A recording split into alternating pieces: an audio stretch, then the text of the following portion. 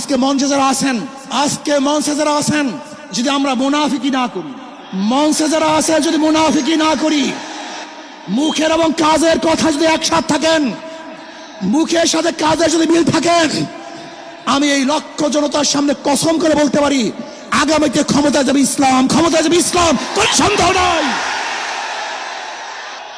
কিন্তু খবরদার যদি মুনাফিকি করি তাহলে এদেশের মানুষ সচেতন হয়েছে, এদেশের মানুষ সব জ্ঞানী হয়ে গেছে।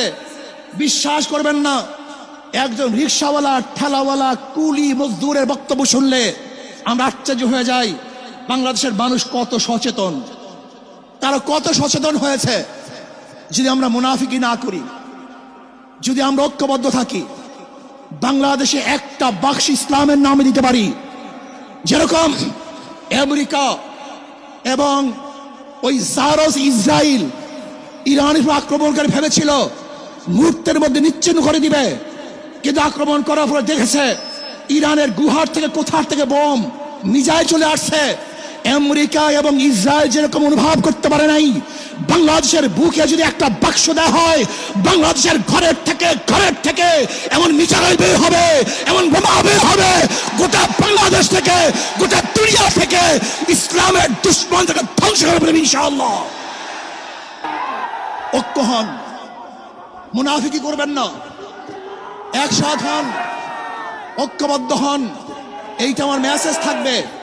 যদি ঐক্যবদ্ধভাবে ক্ষমতার লোভকে সংবরণ করে আমি ক্ষমতায় যেতে চাই না, ইসলামকে ক্ষমতায় নিতে চাই। আমি ক্ষমতায় যাইতে চাই না, কোরআন ও সুন্নাহকে ক্ষমতায় নিতে চাই। যদি আদর্শ লালন করেন, এই নীতি আদর্শ যদি গ্রহণ করেন, ইনশাআল্লাহ নাসরুম মিনাল্লাহি ফাতহুন করিব ওয়াবাশশিরিস সাবিরিন। সেই দিন আসতেছে, আমি দেখতেছি, মনে হয় আমার চোখের সামনে আমি দেখতেছি ওই সংসদের মধ্যে কলেমার কথা হবে, কোরআন ও সুন্নাহর কথা হবে, লা ইলাহা ইল্লাল্লাহ উচ্চারিত হবে। গোটা বাংলাদেশের মানুষ শান্তিতে বসবাস করতে পারবে, জুলুম থাকবে না, অত্যাচার থাকবে না, অবিচার থাকবে না।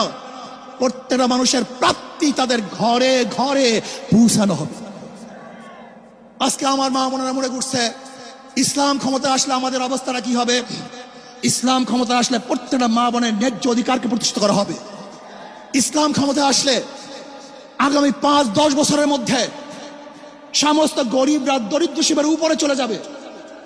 ইসলাম ক্ষমতা আসলে 28 লক্ষ কোটি টাকা বিদেশে পাচার হবে না, দুর্নীতি থাকবে না, জুলুম থাকবে না, অত্যাচার থাকবে না, নির্বিচার কোনো মানুষ আর খুন হবে না, গুম হবে না।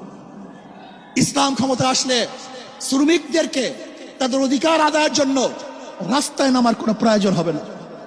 ইসলাম ক্ষমতা আসলে কৃষক, শ্রমিক, মজদুররা তাদের অধিকারকে প্রতিষ্ঠিত করার জন্য ইসলামী সরকার তাদেরকে নিয়ে গভীর